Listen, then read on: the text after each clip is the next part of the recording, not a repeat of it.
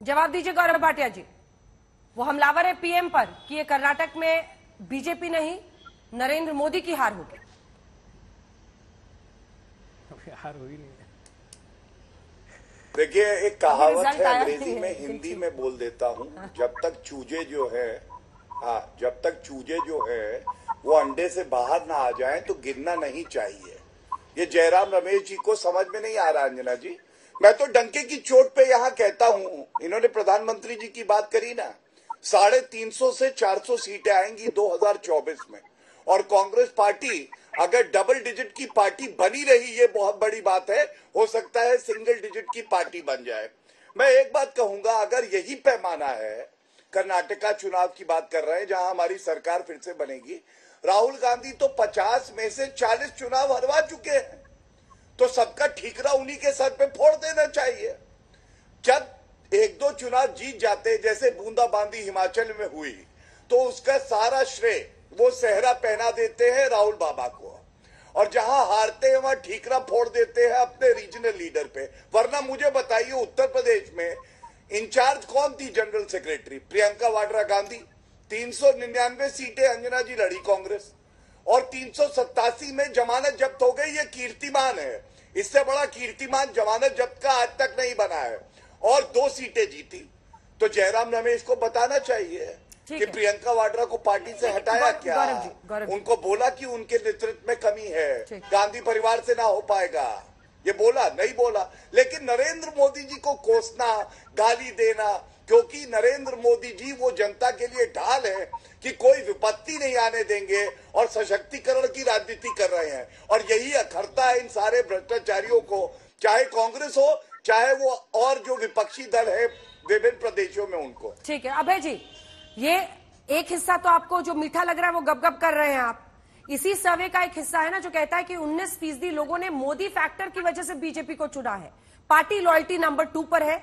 और इसी के साथ साथ आप ये भी देखिए कि मोदी के प्रचार के बाद आप कह रहे हैं मिस्टर गुप्ता कि बीजेपी की तरफ रुझान बढ़ा। ये 3 हिस्से बताते हुए अभय जी से अगला सवाल। नहीं, मैं बस थोड़ा बता दूं कि हम पहले तो सवाल करते हैं आपने किसको वोट दिया, उसने जिसको भी बताया, और दूसरा पूछते हैं कोई खास वजह रही जो इसको वोट दिया, क्यों वोट दे रहे हैं, कोई खास वजह होगी।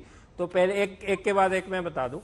बीजेपी का जो मतदाता था, उसने जो 100 मतदाता बीजेपी के थे, 41% लोगों ने कहा विकास के लिए। वहीं ये विकास का आंकड़ा कांग्रेस के मतदाता ने 34% कहा। 34% लोगों ने कहा। दूसरा नंबर इसका सेकंड बेस जो बीजेपी के मतदाता का पीएम मोदी की वजह से 19% पीएम मोदी की वजह से। और जो ओवरऑल में आ रहा है, ओवरऑल बात करें कोई भी पार्टी का मतदाता, तो 7%। ये बहुत बड़ा सिग्निफिकेंट नंबर है, ये आज तक कहीं कहीं पर आया नहीं है इतना बड़ा। तो 19% बीजेपी के मतदाता पहला। दूसरा 13% लोगों ने कहा कैंडिडेट की वजह से, और 11% लोगों ने कहा ये पसंद की पार्टी हमारी, हम तो हमेशा इसी को वोट देते हैं। ये रह गई बात बीजेपी की।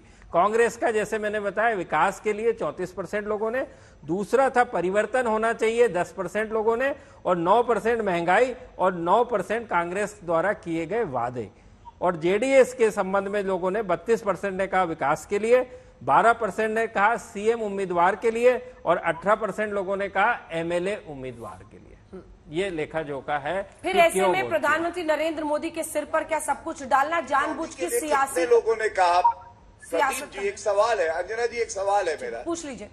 कितने लोगों ने कहा गांधी परिवार की वजह से वोट दे रहे हैं कांग्रेस पार्टी? 1% से कम, आधा % से भी कम वो रिपोर्ट नहीं किया जा सकता। वो कह रहे हैं, बता रहे हैं 1% से कम लोगों ने कहा गांधी परिवार की वजह से हम वोट दे रहे हैं कांग्रेस पार्टी को। 1% हमारे ऑप्शन में आंकड़ा ज्यादा है। हमारे ऑप्शन में राहुल गांधी जी भी एक सवाल मैंने ऑप्शन के तौर पे थे कि कई लोग कहते हैं कि हाँ जी हमने राहुल गांधी जी की वजह से किया, तो उसका आंकड़ा 0.5% से कम था। सवाल नहीं थे, वो पहेली पूछो।